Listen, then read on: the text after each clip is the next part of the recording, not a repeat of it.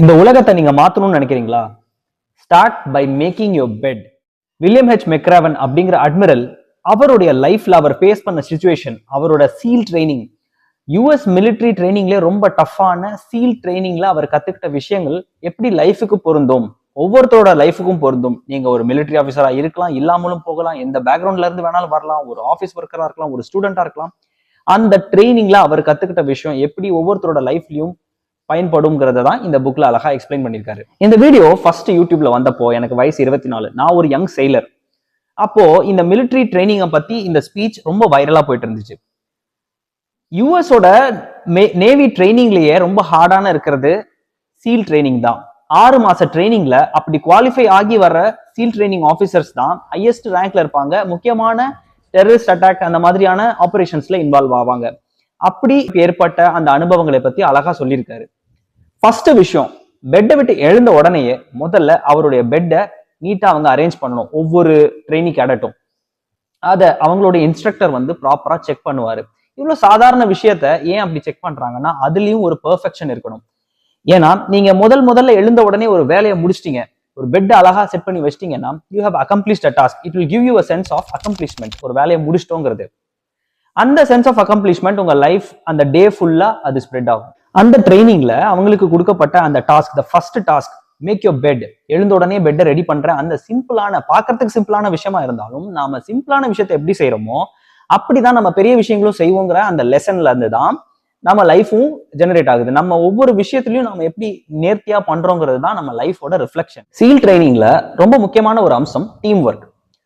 இவங்களையே குரூப்பா பிரிச்சிடுறாங்க, 7 பேரா. ஆளுக்கு ஒரு ரப்பர் போட். ரப்பர் போட்ல ஒரு சைட்ல 3 பேர், ஒரு சைட்ல 3 பேர், சென்டர்ல ஒரு காக்ஸ்வைன் அவங்க வந்து கைட் பண்றாங்க.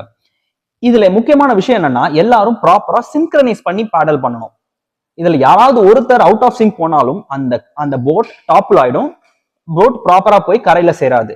இந்த மாதிரி ட்ரைனிங்ல தான் நம்ம என்ன புரிஞ்சுக்கணும்னா, நம்ம லைஃப்ல எந்த ஒரு விஷயத்தையும் தனி ஒரு மனுஷனா சாதிக்க முடியாது. நமக்கு ஒரு டீம் வேணும். அந்த டீம் கோஆர்டினேட் பண்ணணும். ஒருத்தர் கம்யூனிகேட் பண்ணி ப்ராப்பரா கம்யூனிகேட் பண்ணி பண்ணா மட்டும்தான் நாம போய் சேர வேண்டிய இடத்துல சேர முடியும். எந்த ஒரு விஷயத்தையும் டீமோட செய்யணும். அந்த டீம் நமக்கு கோஆர்டினேட் பண்ணணும். இதே போட் ட்ரைனிங்ல இன்னொரு முக்கியமான பாடத்தை கத்துக்கிட்டதா சொன்னாரு. அதாவது ஒரு போட்ல அங்க இருக்கிற எல்லா மெம்பர்ஸுமே 5 அடி 5 அங்கலத்துக்கு கம்மியா தான், அதாவது ஷார்ட் பீப்புள். மத்தவங்க எல்லாம் அவங்கள பார்த்து கேலி கிண்டல் பண்ணுவாங்க. ஏன்னா இவங்க குட்டி பசங்க, இவங்க கண்டிப்பா நம்மள பீட் பண்ண முடியாது, ஜெயிக்க முடியாதுங்கிற மாதிரி. ஆனா ஒவ்வொரு ஸ்விம்லயும், ஒவ்வொரு ரன்லயும், ஒவ்வொரு போட் பேடலிங்லயும் இந்த குட்டி பசங்க இருக்கிற டீம்ல தான் வெற்றிகள் அதிகம் குவியுது. காரணம், யாரையும் அவங்களோட சைஸை வச்சு எடை போடக்கூடாது. அவங்க ஹார்ட்டோட strength. Don't measure a man by the size of his body but the size of his heart அப்படிங்கிற அந்த முக்கியமான லெசனை அவர் கத்துக்கிட்டதா சொல்றாரு. சீல் ட்ரைனிங்ல நைட் ஸ்விம்ஸ் அப்படின்னு ஒரு ட்ரைனிங் இருக்கு. அதாவது ராத்திரி நேரத்துல ஸ்விம் பண்றது ரொம்ப டேஞ்சரஸான வாட்டர்ஸ்ல. ஏன்னா அந்த வாட்டர்ஸ்ல எல்லா வகையான ஷார்க்கும் இருக்கும், இன்க்ளூடிங் கிரேட் ஒயிட் ஷார்க். ரொம்ப டேஞ்சரஸான ஸ்பீசிஸ். மனுஷங்களை கடிச்சு சாப்பிடுற மிக கொடூரமான ஷார்க்கோட வகை அது. அந்த மாதிரி ஒரு வாட்டர்ஸ்ல இவங்க ஸ்விம் பண்ணிட்டு வரணும் 2 கிலோமீட்டர் 3 கிலோமீட்டர் தூரத்துக்கு. அப்போ அவங்களுக்கு இன்ஸ்ட்ரக்டர்ஸ் என்ன சொல்றாங்கன்னா, இந்த இடத்துல ஷார்க் அதிகம் இருந்தாலும் நீங்க பயந்த மாதிரி காமிச்சிக்க கூடாது, நீங்க நடுங்க கூடாது. அப்படி ஒரு ஷார்க் உங்களை சென்ஸ் பண்ணிடுச்சுன்னா கண்டிப்பா உங்களை சாப்பிட்டுரும். ஒருவேளை உங்களை நெருங்கி வர்றது உங்களுக்கு தெரிஞ்சா உங்க ஃபுல் ஸ்ட்ரென்த்தையும் யூஸ் பண்ணி மூக்கிலே ஒரு அடி விடுங்க. அப்படி இல்லைன்னா நீங்க பாட்டு கண்டுக்காம போங்க. இது வரைக்கும் இந்த ட்ரைனிங்ல யாரும் செத்தது இல்ல, இது வரைக்கும் ரெக்கார்ட்ஸ்ல அப்படின்னு அவங்களுக்கு நம்பிக்கை கொடுக்குறாங்க. இந்த பாடம் என்னன்னா, வாழ்க்கையில நீங்க என்ன செஞ்சாலும், எந்த ஒரு துறையில இருந்தாலும் உங்களை சுத்தி நிறைய ஷார்க்ஸ் இருப்பாங்க. புல்லிஸ், அதாவது ஸ்கூல் டைம்ல புல்லிஸ், காலேஜ் டைம்ல புல்லிஸ், ஒர்க் பிளேஸ்ல உங்களை கிண்டல் பண்றவங்க, உங்களை மட்டம் தட்டுறவங்க, உங்களை குறைச்சி எடை போடுறவங்க, உங்களை கீழே தள்ளிவிட நினைக்கிறவங்க, இந்த மாதிரி நிறைய பேர் இருப்பாங்க. ஆனா அவங்களை கண்டு நீங்க பயப்படக்கூடாது. உங்க இலக்கை நோக்கி நீங்க போய்கிட்டே இருக்கணும். Don't be afraid of the sharks அப்படிங்கிறது ஒரு கான்செப்ட். இந்த விஷயம் இந்த புக்ல ரொம்ப பிடிச்ச விஷயம் நான் சொல்லுவேன். காரணம், அந்த நேவி சீல்ஸ் எல்லாம் அவங்க யூனிஃபார்மை போட்டு வந்து இன்ஸ்ட்ரக்டர் முன்னாடி நிற்கும் போது இன்ஸ்ட்ரக்டர் அவங்க யூனிஃபார்மை இன்ஸ்பெக்ட் பண்ணுவாங்க. பெல்ட் கரெக்டா போட்டிருக்காங்களா, ப்ராப்பரா அயன் பண்ணிருக்காங்களா, கேப்பை கரெக்டா போட்டிருக்காங்களா, சென்டர் பண்ணி அந்த ஷூ எல்லாம் பாலிஷ் பண்ணி நீட்டா இருக்கா அப்படின்ற மாதிரி அவங்க செக் பண்ணுவாங்க. ஒருவேளை அவங்க ஏதாவது ஒரு குறைய கண்டுபிடிச்சா இவங்களுக்கு கடுமையான தண்டனை. என்னன்னா, ஓடி போய் பீச்ல தண்ணியில முங்கி வெளியே வந்து அவங்கள புரட்டி மண்ணெல்லாம் அவங்க மேல ஏற்படுத்திக்கணும். அதாவது they should become like a sugar cookie. அதுல என்ன கொடுமைன்னா நாள் ஃபுல்லா அந்த வெட்டான யூனிஃபார்ம்லயும் அந்த மணலோடையும் தான் அவங்க இருக்கணும். இதுல ஒரு விஷயம், அவங்க என்னதான் பர்ஃபெக்டா யூனிஃபார்ம் போட்டு இருந்தாலும், எல்லாமே கரெக்டா இருந்தாலும் இன்ஸ்ட்ரக்டர் எப்படியாவது ஒரு குறைய கண்டுபிடிச்சு வேணும்னே சொல்லுவாங்களாம். அதுல முக்கியமான லெசன் என்னன்னா, லைஃப்ல என்னதான் நீங்க எல்லாத்தையும் கரெக்டா பண்ணியிருந்தாலும், 10 வருஷம் ஹார்ட் ஒர்க் பண்ணி ஐஏஎஸ்க்கு படிக்கிறீங்க, இல்ல ரொம்ப வருஷம் நீங்க ஹார்ட் ஒர்க் பண்ணி ஏதோ ஒரு இதுக்கு ப்ரிப்பேர் பண்றீங்கன்னாலும் கண்டிப்பா தோல்விங்கிறத நீங்க அவாய்ட் பண்ண முடியாது. அந்த இடத்துல மனம் தளரக்கூடாது. என்னதான் பண்ணாலும் சில விஷயங்கள் தோத்துதான் போவீங்க. அந்த இடத்துல எஃபர்ட்லாம் வேஸ்ட் ஆயிடுச்சு அப்படின்னு ஃபீல் பண்றதை விட, அவ்வளவுதான், இதுதான் லைஃப், இப்படிதான் இருக்குங்கிறத உணர்ந்து அடுத்து நீங்க மூவ் ஆகணுங்கிறதுக்கு தான் அந்த சீல் ட்ரைனிங்ல அப்படி ஒரு கான்செப்டை இன்ட்ரோடியூஸ் பண்ணிருக்காங்க.